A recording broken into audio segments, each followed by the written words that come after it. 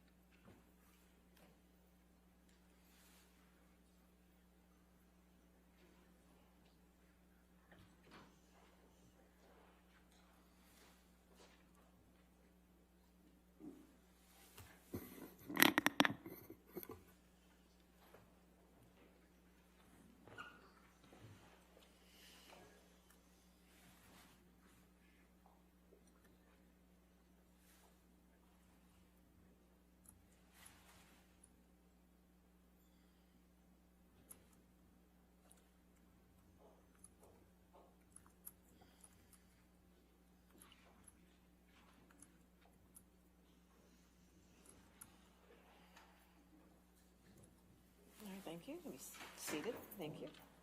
All right, your next question. Thank you. Mr. Depp, who's Dr. Kipper? Dr. Kipper is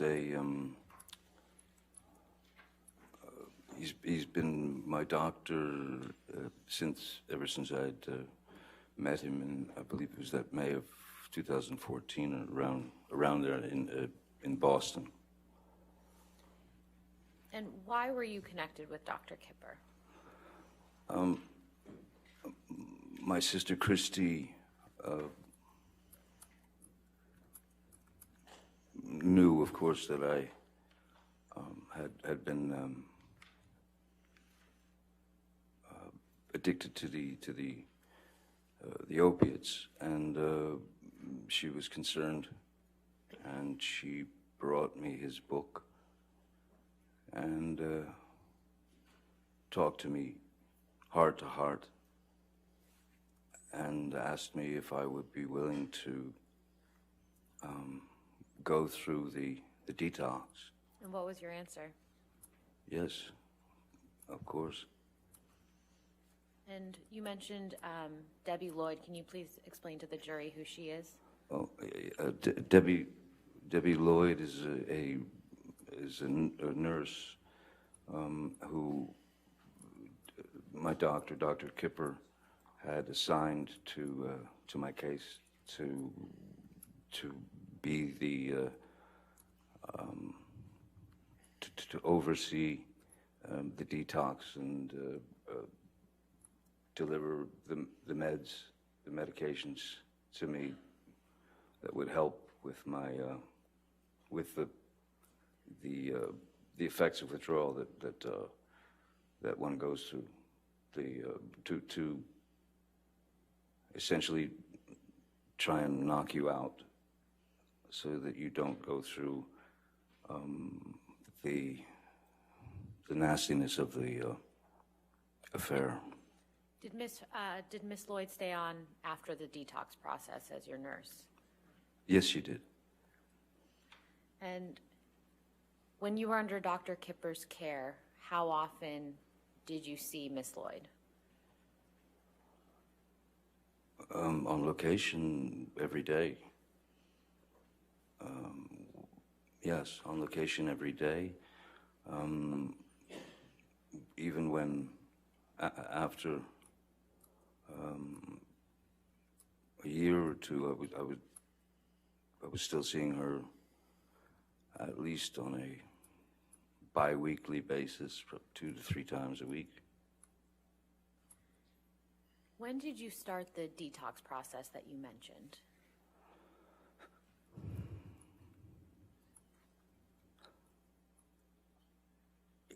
I know that I believe it was in August, July or August of 2015, 14, I cannot remember the year, 14, I guess. And where did you do this detox process?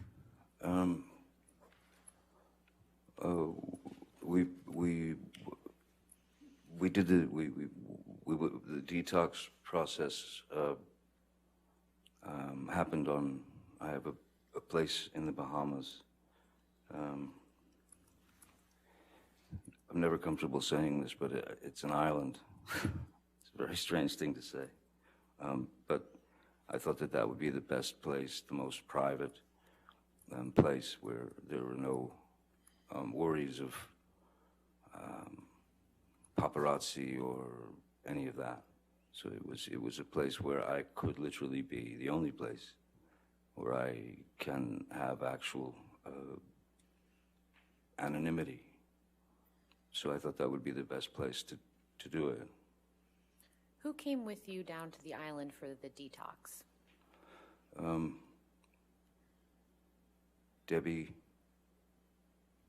Nurse Debbie Lloyd traveled with me on the plane. Ms. Hurd.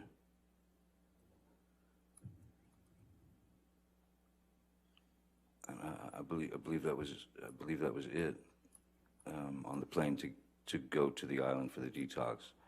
I was not bringing security. I was not bringing assistance. In fact, initially, my sister Christy was going to go there to help Ms. Lloyd and the doctor through the detox, which made perfect sense since that the whole thing had been born out of her desire for me to get clean. So initially it was supposed to be Christy coming in place of Ms. Hurd.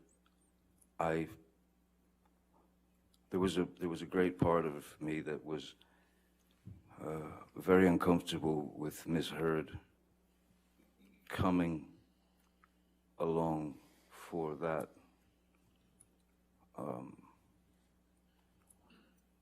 detox, because as things could fluctuate very rapidly in our relationship, I was wary that those things would come up during what needed to be a very straight detoxification of these substances. And I was well aware that it was not going to be pleasant. I was well aware that I was going to go through quite a bit of physical changes, physical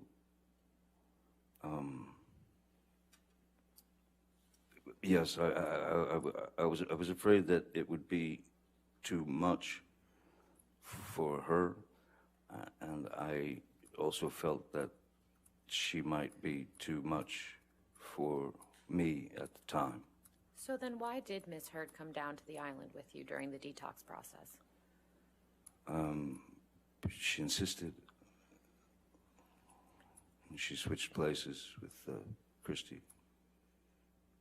Could you please describe for the jury, Mr. Depp, what it feels like to go through a detox from opioids? I would say the best way to describe it is it feels like it feels like the inside of you, the very inside of you, is trying to escape the body. So it becomes obviously very physical, and so therefore you'll go into a withdrawal would mean that you would go into you'd have immense cramps in your stomach, your muscles would seize, my body would shake. The pain is like nothing I've ever experienced before. Part of it was, so the best way to explain it, for example, there was a situation that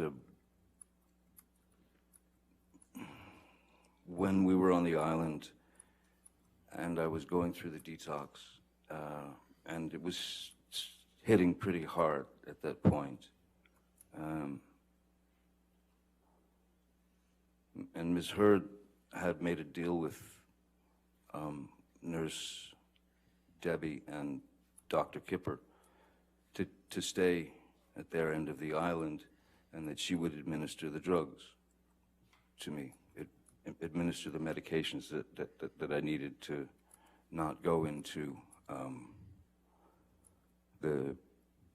for lack of a better word, these intense, sharp, painful heebie-jeebies. And there was a moment when I could feel my body starting to tense, and I could feel the withdrawals coming on, and they come on quick, and they're not discreet. They go straight for the jugular. I mean, like I said, when your receptors are in full bloom and begging for the substance, the drug, the opiates that my body had become used to, these receptors that were being fed by. There was a moment when it was coming on very fast, and I was sitting on a couch in the little house that we all saw on the island. Miss Heard was at she was in the sort of kitchen area, and she was chopping vegetables, I remember. And I think it was around 2:30 in the afternoon, and the effects of the withdrawals were really coming on. And I said to Miss Heard, I'm going to need the meds now. And she said, she looked at the clock and she said, "It's not time." And I said, no, you don't understand. This is not about clocks and watches and things. I'm going into the ship, and it was visible. And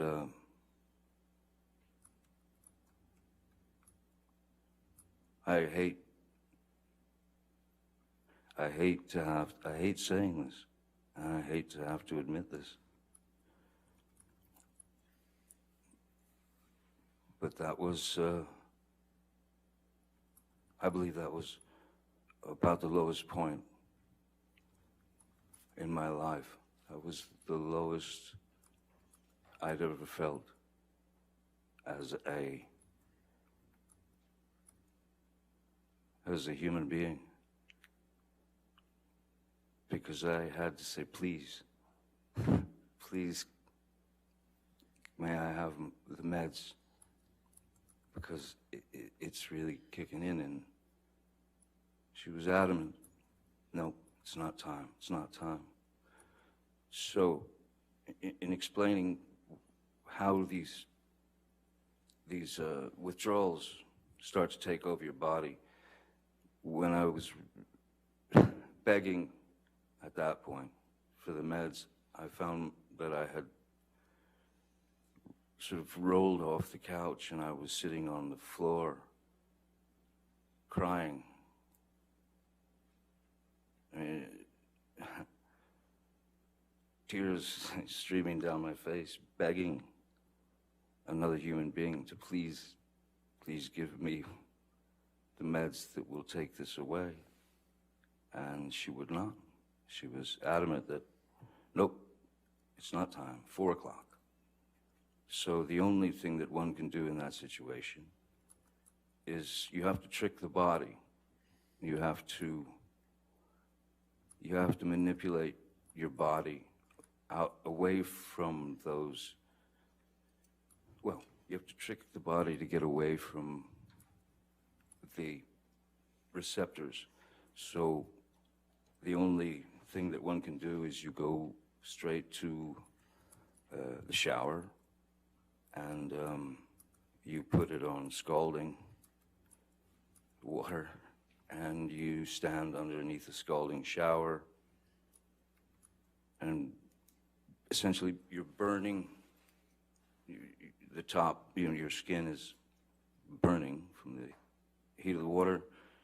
And what that would do is it would trick the nerves away from the receptors, because they had an immediate problem that needed to be dealt with, the nerves. So what it does is the scalding shower would reverse those nerve endings, and they would go up to the top of the skin, because there was a problem there. So that's how I was able to bypass those withdrawal symptoms at times. It doesn't fully take them away, but what it does is it tricks your body into thinking that there's something going horribly wrong on top. So it keeps them away from the receptors. After that, I had a conversation with Nurse Debbie and with Dr. Kipper, and I said, I don't believe, I told them that she had denied me the meds when I was in need, and then I told them that I don't think that this is going to work here anymore. I think we have to leave the island, and I need to be, she can't be with me while I'm going through the rest of this detoxification. So I told them we should leave the island. I asked them if they understood what I was doing, and they did. So we went back to Los Angeles, and then I asked Ms. Hurd if she would please allow me 5 days, 7 days, whatever it took to get finished with the rest of this horrific detox and the pain. Did Ms. Hurd give you that time? She did, reluctantly, yes. I was immediately accused of throwing her out. I was accused of abandoning her. I was accused of not appreciating all that she had done to get me to this point where I was, which was kind of an interesting argument for me. I begged her, please, can I get a place at the Beverly Hills Hotel? I'll get you and your friends a bungalow at the Beverly Hills Hotel where you can all stay together and have a grand old flag. You can have fun, you can do whatever you want, and you don't have to sit around Mr. Shaky. And she wasn't happy about it, but it was very necessary. So she did eventually leave for about five days or so, and I sat in after a few days, I sat in just a metal chair with one song on a loop, that I could focus on the lyrics and the power of the song to help me get through it. And even once the effects started to go away, that is the pain, I was still in this something strange that happens. you feel electricity in your body. You feel this electric, very foreign, and you're just sitting there like going through it. And I didn't understand what the electricity was until probably, and this lasted for, the electricity, that feeling lasted for a month, 2 months. And I finally realized at a certain point what that electricity was. And I was feeling, that's what it was. I was actually feeling without the aid of the drug, without the aid of any drugs. I mean, I'd had refused with Dr. Kipper and Nurse Debbie and Amber at the table before she left for the hotel with her friends.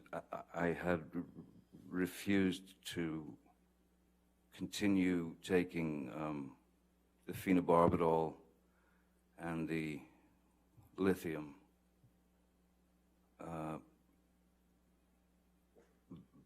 because to me it was just another drug in the way. It seemed like it was just another hurdle to get over. And I would rather just get it out of my system now and move forward. Maybe I wouldn't have had the electricity. Maybe I wouldn't have felt as quickly. But I didn't want to take phenobarbital and lithium and Seroquel and Neurontin and all these other things. And the worst of the two, I believed, were the phenobarbital and the lithium. So I went through that.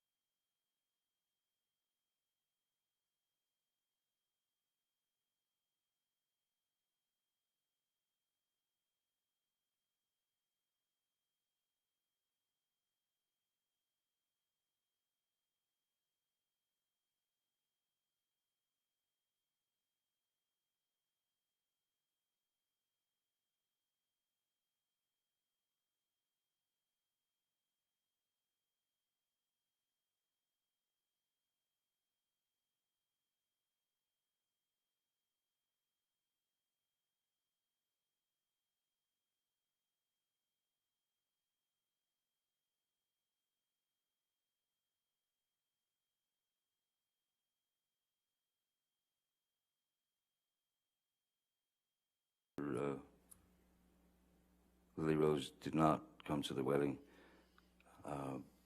she and Miss Heard were not on particularly great terms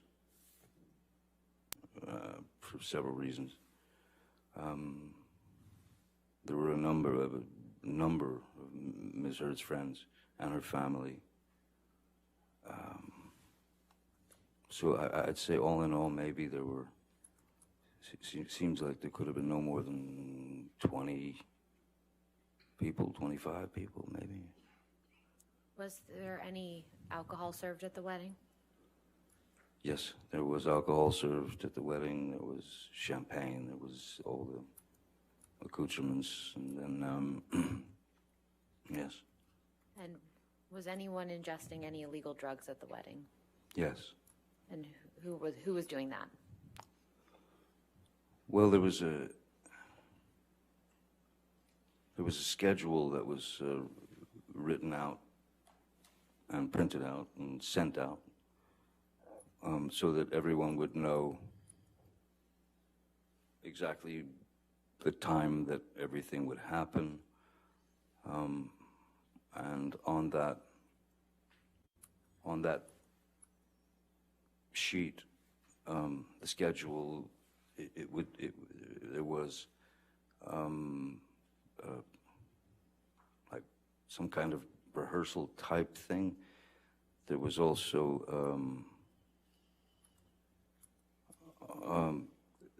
there was a great dilemma in who was going to be who. That's where the argument between Ms. Pennington and Io Tillett-Wright. Mr. Depp, who did you observe taking drugs at the wedding? A number of people were taking MDMA. As I said, the list, there was after the wedding, there was it was like dinner, dancing, and drugs on the schedule that came from Ms. Heard and Ms. Pennington. So Amber,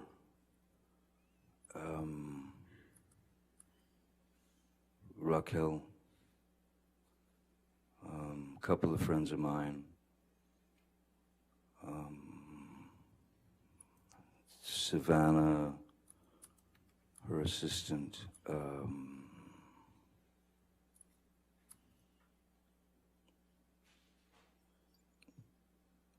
Tillett-Wright,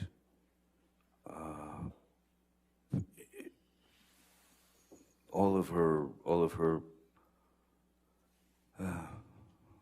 gang were all partaking of the MDMA. What if any what if any drugs did you take that day? Again, to be honest with you, I mean, I don't know how much MDMA they had, but for me, that was, for me to have taken MDMA would have been a waste of the drug. If you understand what I mean, it would have been essentially taking someone else's high, because it wouldn't have an effect on me. So how many drugs did you actually take that day? The day of our wedding, Yes. I smoked marijuana, and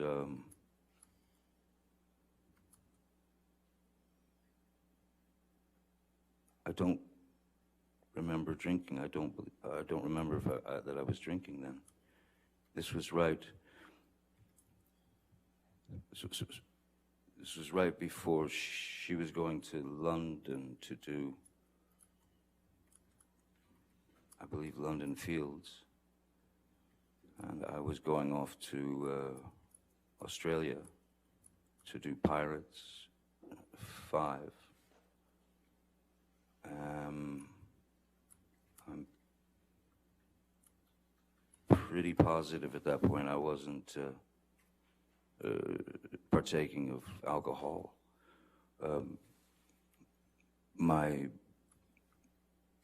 drug of choice is, or was, and it is marijuana.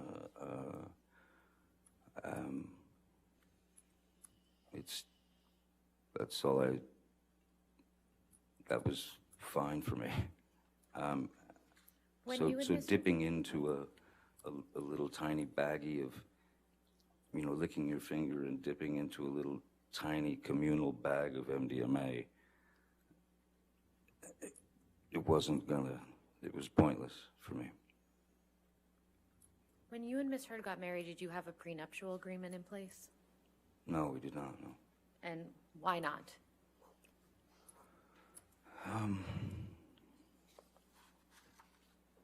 There always seemed to be some reason or another why she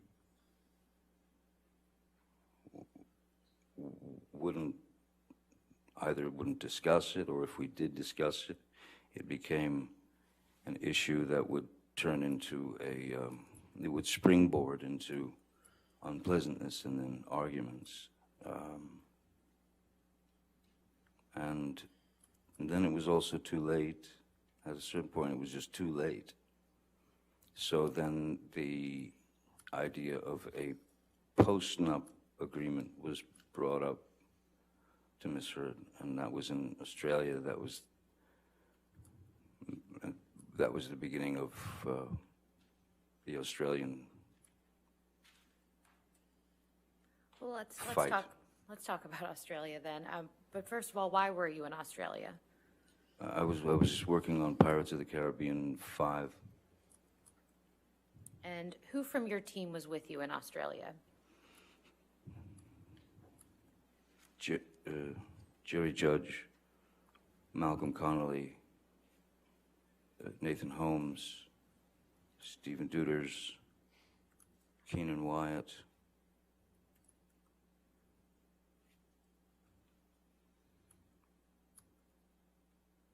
I believe that was it. Oh, and yeah, no, that's it. Was Miss Lloyd in Australia with you as well? Oh, yes, sorry, yes. Miss Lloyd traveled to Australia with us. And did Dr. Kipper come down to Australia at any point? Yeah, Dr. Kipper came down a bit later.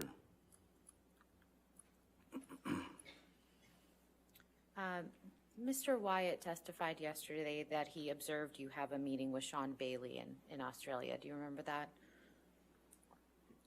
Yes. And could you please tell the jury who Sean Bailey is?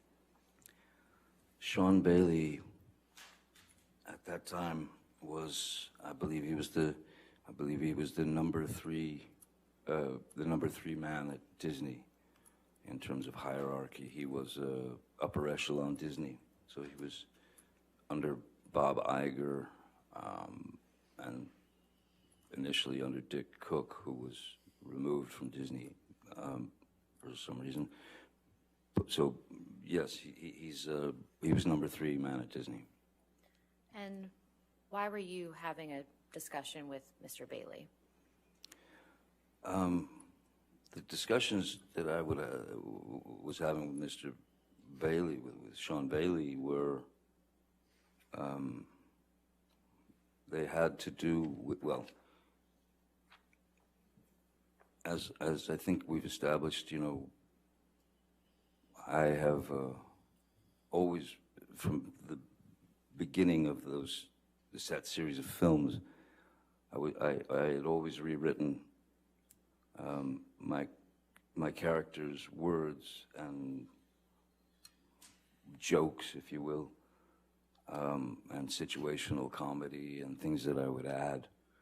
And Mr. Bailey was very complimentary about some of the things that I'd done. He'd come over to me laughing after Objection. a take. Calls for hearsay. Your Honor, this is just discussing generally what they were talking about. He was getting specific. I'll sustain that if you want to continue. That's fine. Mr. Depp, was Miss Heard in Australia with you? She came a little later, yes. Do you recall when she came down? I don't recall. Well, no, I do recall. It was March. It was March. And what happened when Miss Heard came to visit you in Australia?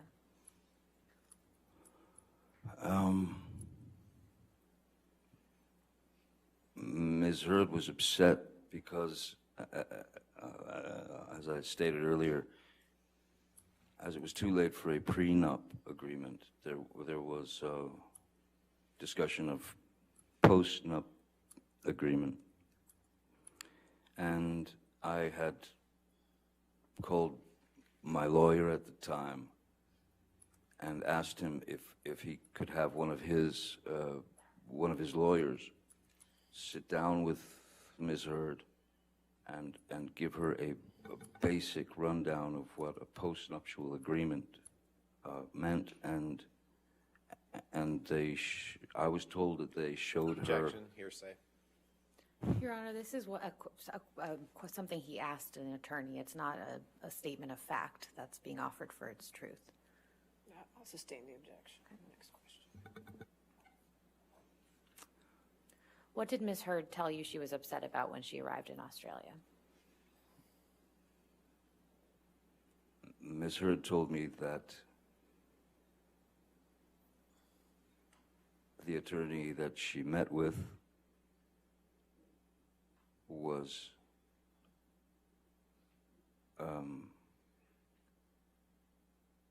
rude and dismissive, and all she was being shown was an example of a postnuptial agreement. Ms. Heard then stated to me that she was very upset. She stated to me that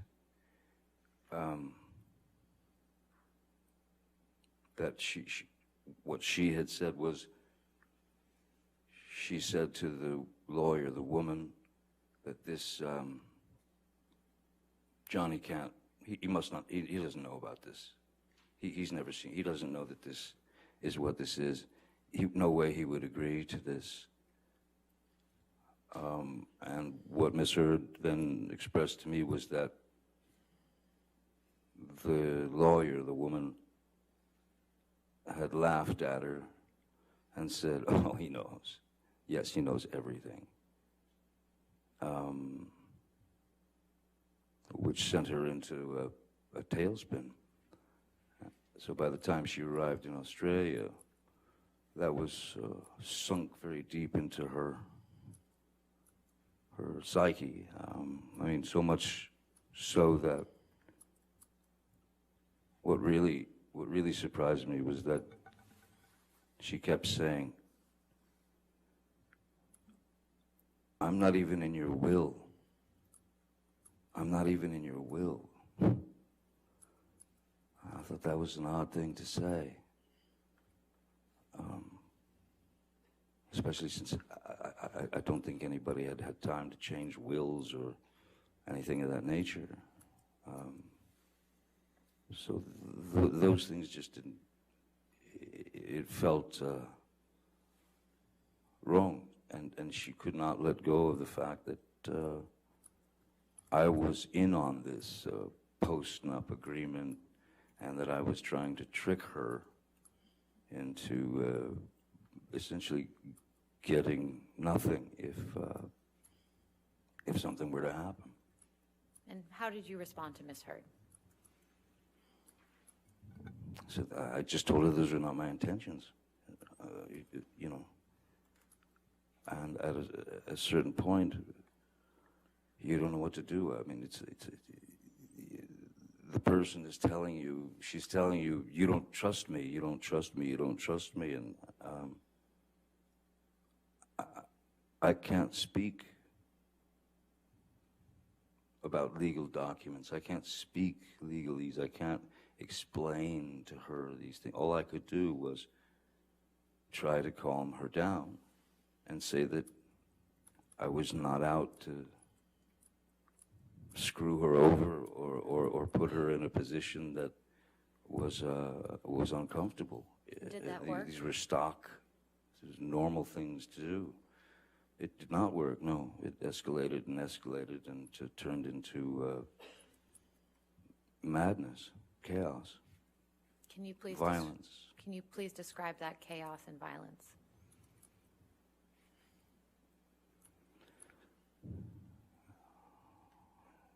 Yes, she was irate. She was irate, and she was possessed.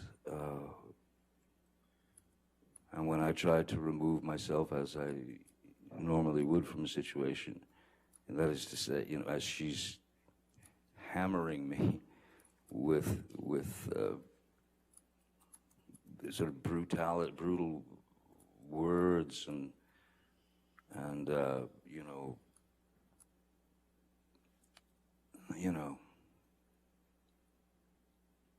I don't, pardon my language, but I remember that it wasn't nice sort of being called an ass kisser to lawyers or a pussy that didn't fight for her or stand up for her.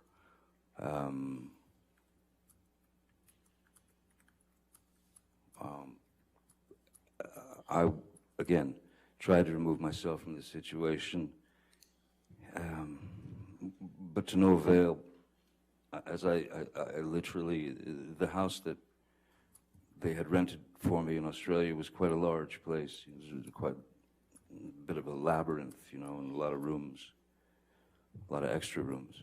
So I would go to, well, I'll just cut to the chase. I think that I ended up locking myself in about at least 9 bedrooms, bathrooms that day, as she was banging on the doors and screaming obscenities and wanting to have a physical altercation. So how did it come to be that your finger became injured? There was at one point where I'd stayed in one of the, sitting on a bathroom floor, door locked, she's banging away, screaming, blah, blah, blah, and then suddenly she stopped, and I could hear her walk away. I could hear her sort of receding into the distance, if you will, and I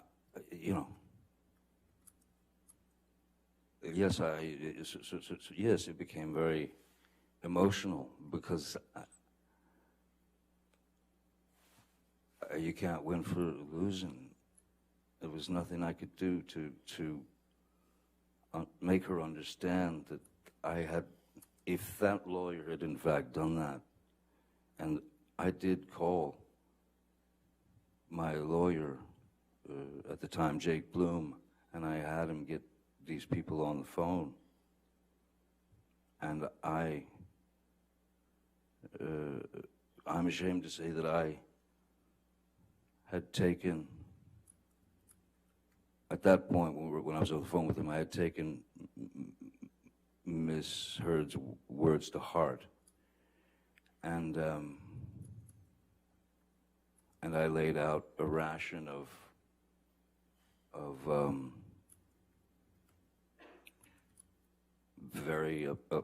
I was very upset that she was pushed to that limit because I had believed it.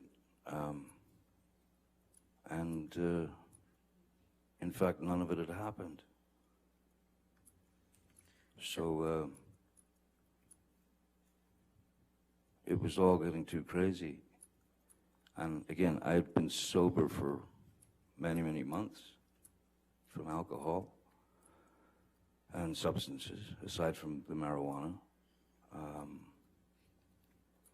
And I left the place, the room that I was hiding in, or not hiding, locked myself into, and I went downstairs in the house. Downstairs in the house, as soon as you walk in the house, you can go upstairs or downstairs. Downstairs there was a sort of a rec area, pool table and such, and there was a bar. And I was a mess. I was a wreck. I was shaking, and I just didn't understand why all this was happening. So I went behind the bar. I grabbed a bottle of vodka that was there and a shot glass and sat at the bar. She was nowhere around. And I poured myself 2 or 3 stiff shots of the vodka. First taste of alcohol I'd had in a long time. And then she came down to the bar and found me there. And of course started screaming, "Oh, you're drinking again, the monster," and all that.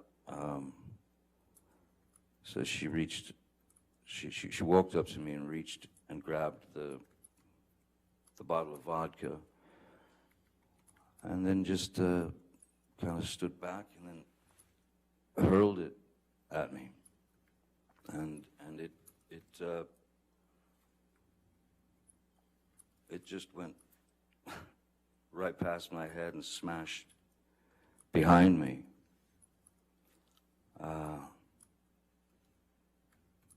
So I stood up and I walked behind the bar, and there was a larger bottle of vodka, the kind with the handle, on it. I grabbed that and I went and I sat in my seat again. I opened the bottle and I poured myself a shot and drank it. Miss Heard was flinging insults left, right, and center, and she then grabbed that bottle and threw that at me. And the way that the bar was situated and where Miss Heard was, so if I could show you, so if this is the bar where the glass was and the bottles, if this was the bar and I'm sitting here like this, she would grab the bottle and she would go there. She went there. And so I was leaning like this in the chair, looking at her. First bottle went, then got the other bottle, shot, takes the second bottle, which is the larger one. I'm in this position again, and my hand is on the edge of the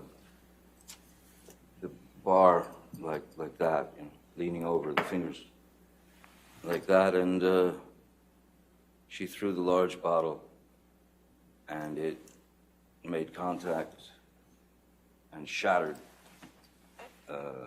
everywhere. And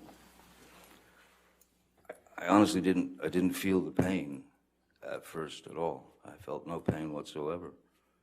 What I felt was, I felt heat. I felt heat, and I felt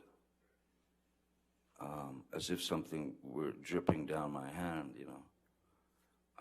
and then I looked down and realized that the tip of my finger had been severed, and I was looking directly at my bones sticking out, and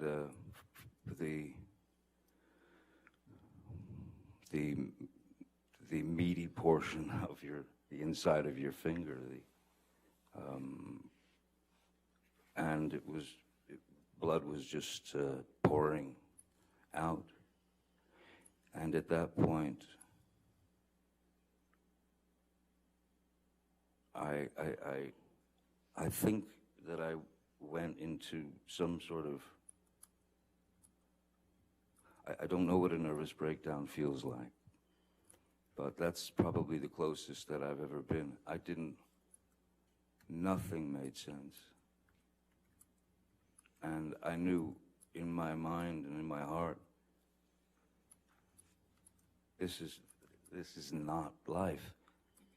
This is not life. No one should have to go through this. And as I said, this feeling of nervous, being in the middle of some sort of nervous breakdown, I started to write with my blood, in my own blood, on the walls, little reminders from our past that essentially represented lies that she had told me and lies that I had caught her in.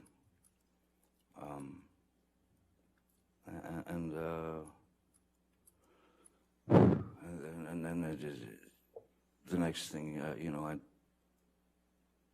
amongst all the madness, I would again hide in bathroom or wherever, and I texted Dr. Kipper and I said, you might want to come over. I've cut my finger off here. Which finger was cut, Mr. Depp? It's the middle, it's the funny looking one. It's the middle finger here. You can see you can see all the sort of, from the initial wound, all these bones up here were crushed, and it looked like Vesuvius, and so this part of my finger now is, so that because of not having use of the tip here, this is basically arthritis that kicks into the joint once that upper part of the finger is mangled. So is that the right middle finger? Right middle, yes. And is that your dominant hand? Yes, it is, yes. Mr. Depp, after Ms. Heard threw the vodka bottle at you and severed your finger, what, if anything, did she say when she saw the injury?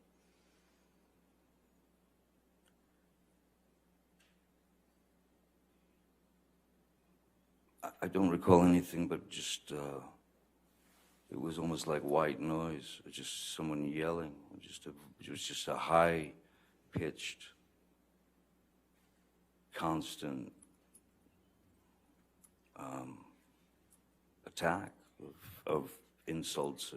It was just jumbled words to me in a very high frequency, and I was in a bit of shock, I was in shock. You mentioned that you reached out to Dr. Kipper. Did you receive medical attention after that? Yes. Jerry Judge, Malcolm Connolly, I believe Debbie Lloyd was there. Yes, Debbie Lloyd was there. Ben King had arrived as well. Who is Ben King? Ben King was, he's essentially, he's a house, sort of an estate manager, and we'd worked together in London a few times, and he's a wonderful guy. So I brought Ben along to Australia to manage everything. He's very, very good and very nice. And then there was also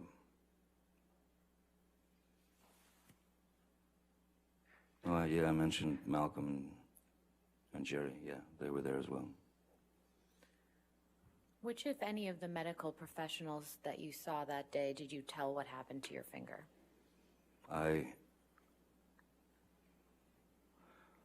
When Malcolm and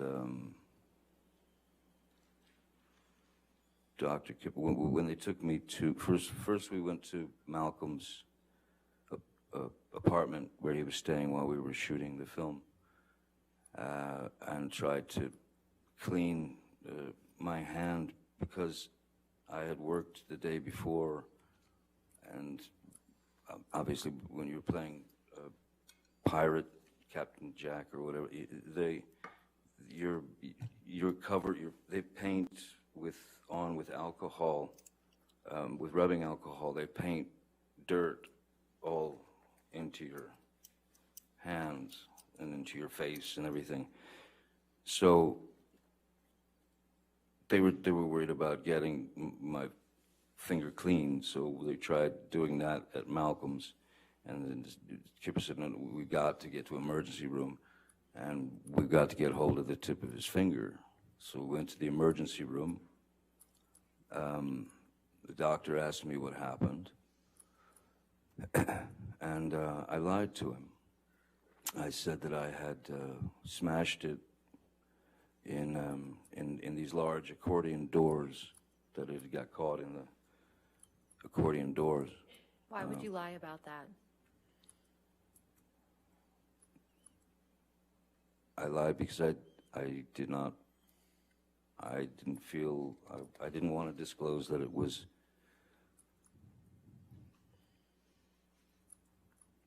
what it was. I didn't want to disclose that it had been, I didn't want to disclose that it had been misheard, that it had thrown a vodka bottle at me and then took my finger off.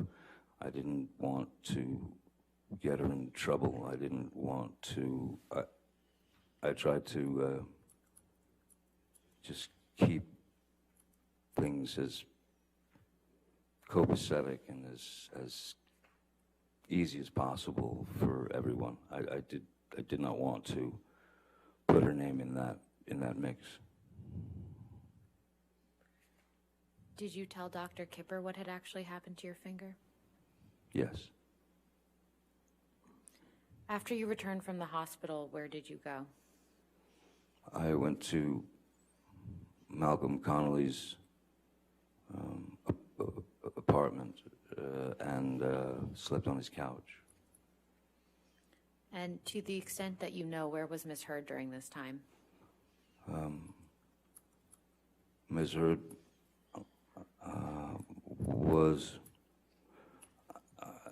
I wasn't there, but I had, it was clear that she needed to leave. And I'd asked them to get her on a flight from Melbourne or Sydney or wherever back to Los Angeles. Why did you ask for that?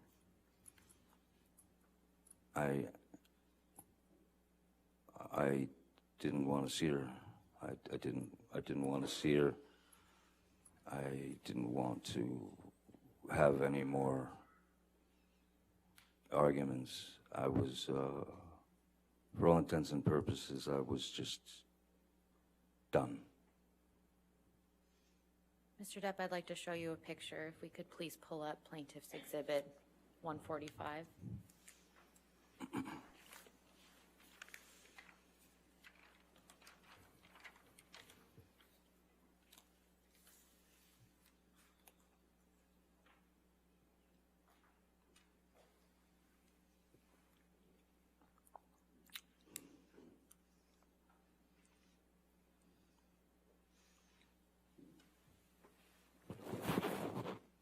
Mr. Depp, what is this a picture of?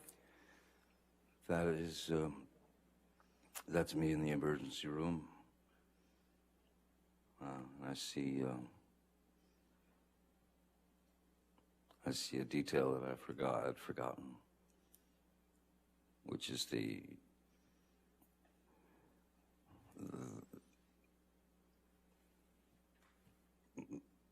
Ms. Heard had pulled taken my cigarette from the ashtray and stomped it out in my face here. Could you mark on the screen where you see that? It's right above that green dot. And do you know who took this picture? I do not know. Can we please publish this to the jury? Do you want to enter into evidence? Yes, please. Any objection? No, Your Honor. All right, 145 in evidence. You can publish to the jury.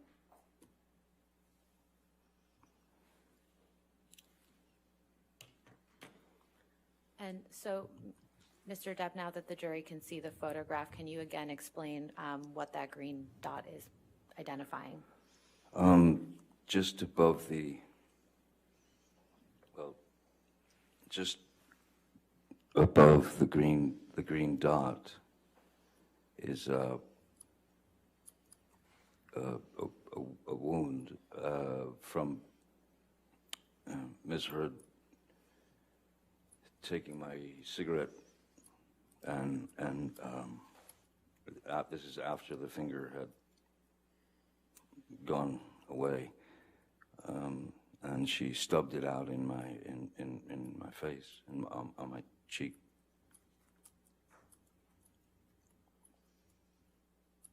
So that's the result of that. If we could please take this down, and I'd like to show you, Mr. Depp, Plaintiff's Exhibit 144.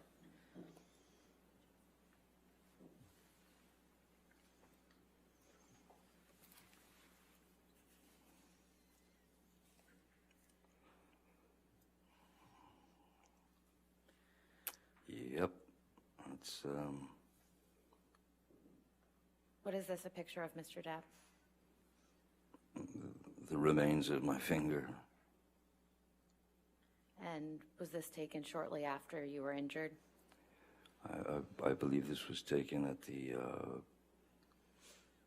emergency room, I'd imagine. I'd move to this into evidence, but I'd like to also warn the jury and the people in the All right. audience that this is a very graphic picture. All right, any objection? No, Your Honor. All right, 144.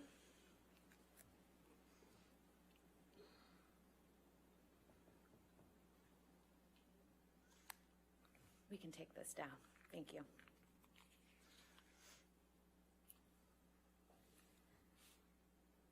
Mr. Depp, how long after your finger was injured did you return to LA? After the emergency room,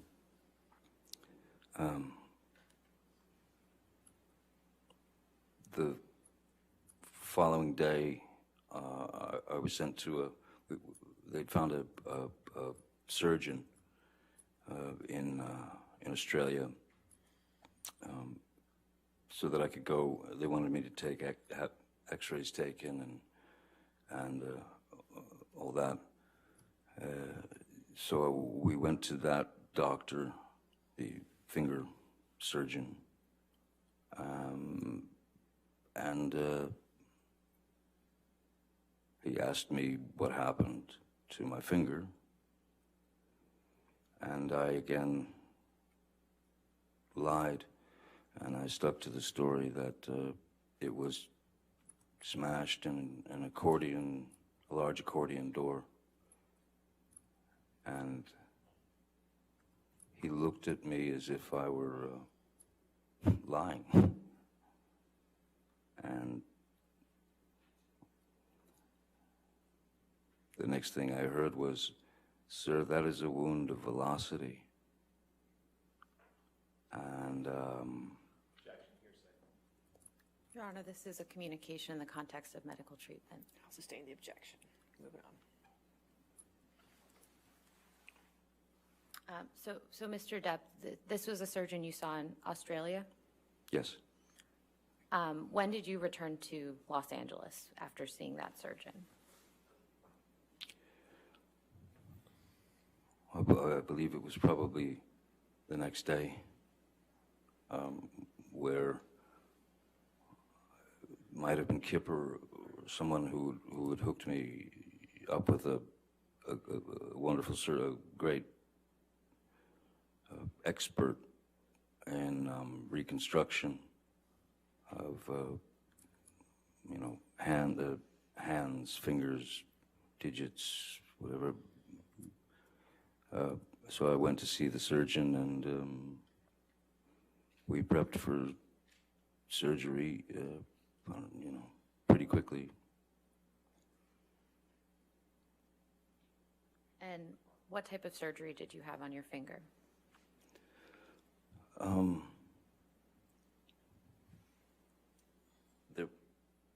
The majority of this was all missing, and essentially, to some degree, hollowed out, if you will, because the bone had shattered, and then there was the bone that was sticking out down there.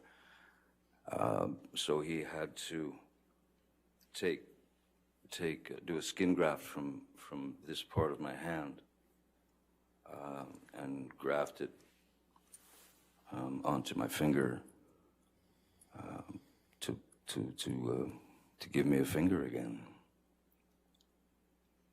Anything else that was done to your finger to stabilize it?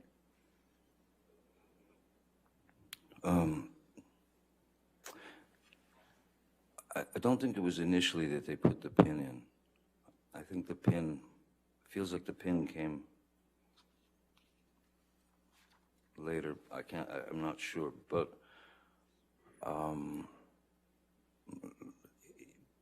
you just, I had to go after the surgery.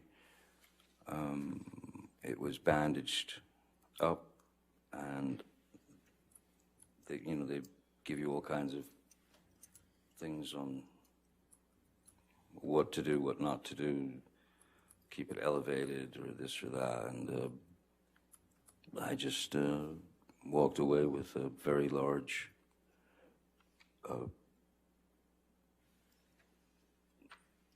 middle finger. It was all wrapped up to like this, and then,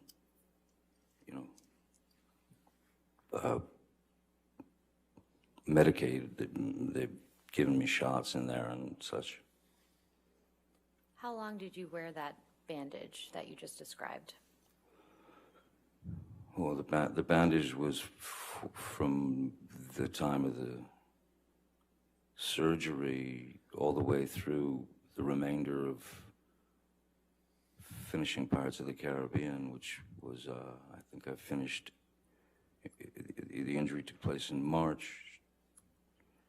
Finished Pirates of the Caribbean 5, I believe, in August, beginning of August, end of July. So there was a bandage on it the whole time. What I had to do was wear, because of, there's a special effects trick that they had planned. Basically, whatever bandage I had on, as long as they would put little green dots, for example, on the splint and the finger and all that, and the bandages, so that in post-production they could use what's called computer-generated imagery, CGI, to erase the bandage and replace it with a normal finger. That's how we finished the film.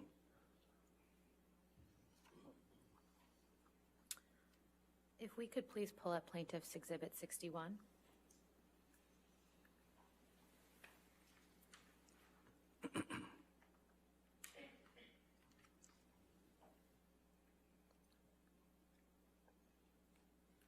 And if we could scroll to the second picture, or third. Can you keep going one more, please? Another. Sorry, this is a series of pictures, and to spare everyone, I don't think I'll show you the immediate injury again. This was one right here. Thank you. Mr. Depp, do you recognize this picture? Yes, I do. And what's reflected in this picture? This was taken in the surgeon's office, where I'd go in well, I had to go in every couple of few days to have it checked out for infections and such. And so the non-finger, was wrapped quite heavily, and there was this medicated, kind of greasy medicated thing on top of the wound itself. And this, I believe, seems like when the pin was in here, and the wrapping is, the bandage is, well, I had my choice, you know, and I thought, well, may as well take the kiddie bandages, you know, dinosaurs and hearts and unicorns. As I said, you know, at least have some humor to deflect the pain. Your Honor, I'd like to move Plaintiff's Exhibit 61 into evidence. Do you want the whole exhibit or just this picture? If we could publish the whole exhibit. You want the whole picture, the Yeah. whole exhibit in? Any objection to 61? No, Your Honor. All right, 61, but you just want to publish this part of 61? Yes. Okay, thank you.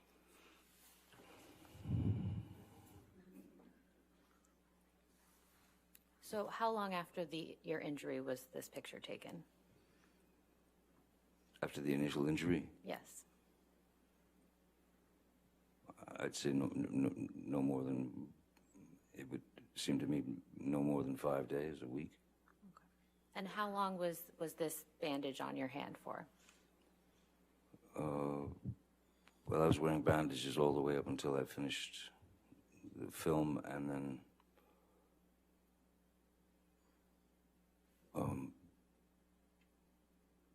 yeah, up through August for sure, and then beyond it, I had to keep it. I had to keep it covered. I had to keep it protected. Do you recall how long after the injury that how long after the surgery the pins were removed from your finger? I would say maybe, I think it was about 2 or 3 days, because I remember that there was, maybe more, but I just remember that the pain seemed to be getting worse and worse as Debbie would rate it, you know, from is this an 8 out of 10? Is this a 3 out of 10? That kind of thing. At a certain point, it became kind of a 12 out of 10, because it felt hot, very, very, very hot, and it felt there was throbbing. It was like it was throbbing, and the pin in there. It was like I could feel the pin in there. So we called the surgeon. I called the surgeon. Told him. Actually, I think it might have been Debbie Lloyd actually called, but I knew I had to see the surgeon again because something felt very wrong, and I went there, and he removed all the bandages, and he found that that my finger was indeed infected, and that I had contracted MRSA, MRSA, which is like I believe it's like the flesh-eating disease or something. But it was a pretty grotesque sight. After with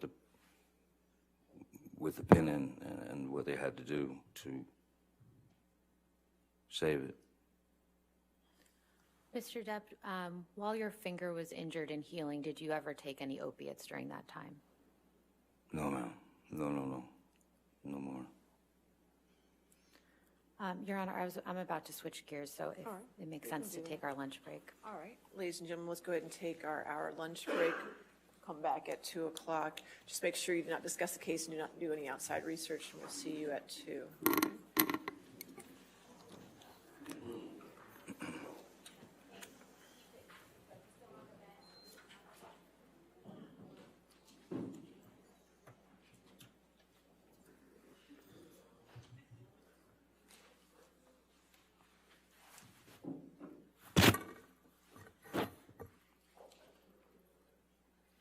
And again, sir, since you're still testifying, you cannot discuss your testimony with your attorneys or with anybody else, okay? All right. See everybody at 2? All right, thank you. Thank you.